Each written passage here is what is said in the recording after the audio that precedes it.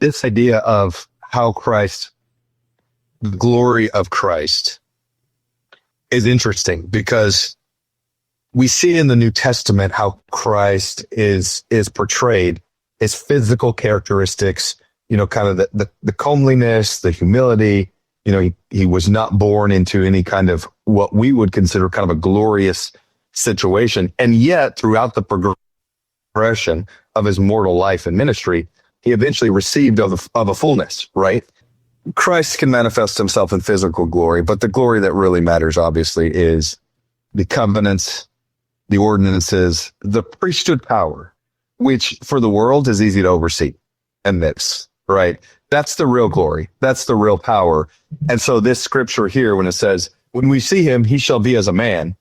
Well, yeah, because the physical nature of him isn't really what matters when it comes to his glory. It's the priesthood power that he has and his ability to administer as such. So, yeah, the Bible, the New Testament, looks forward to Christ coming in glory, his second coming. And of course, we're all looking forward to that. What the Book of Mormon and the fullness of the gospel reveals is that Christ came in glory the first time too. So his second coming, like if we're expecting it to be very different than his first coming, we might be missing the mark a little bit. We might be imagining, we might be over-literalizing symbolism in a way that it's easy to miss him when he's here, when he comes. So it's something interesting to think about, because if Christ came in glory the first time, and nobody, all the people that should have recognized him didn't, do we not run the same risk?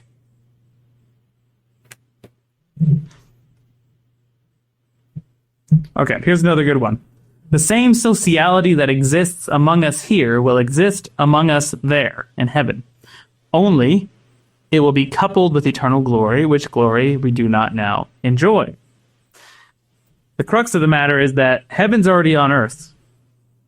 It's already here. The kingdom of God's been established, okay? Same sociality that exists in heaven exists here. Like, if you reverse engineer this, let's reverse engineer it. Everything that exists in heaven exists here. It's already here. The same sociality. The only difference is eternal lives. The only difference is that if you're resurrected into celestial glory, right, you get to keep living.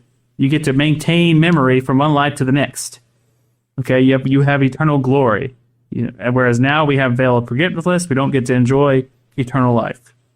But other than that, if you can't find celestial happiness in life now, it might be pretty tough to find it in the next life.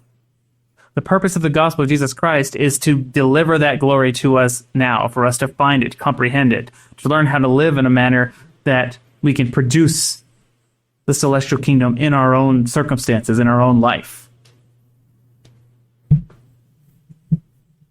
I love how when we think about this, in DNC 65, Joseph actually reveals that he says the keys of the kingdom of God are again committed unto man on the earth. And it makes me think of the kingdom of God, or heaven, is at hand, right? When John the Baptist says that, the kingdom of heaven is at hand. Well, what does that mean? That it's here, basically. It's accessible, right? It's within reach. And so when you say heaven is already here, it really makes me think of that, because we see that happening when Christ obviously begins his mortal ministry.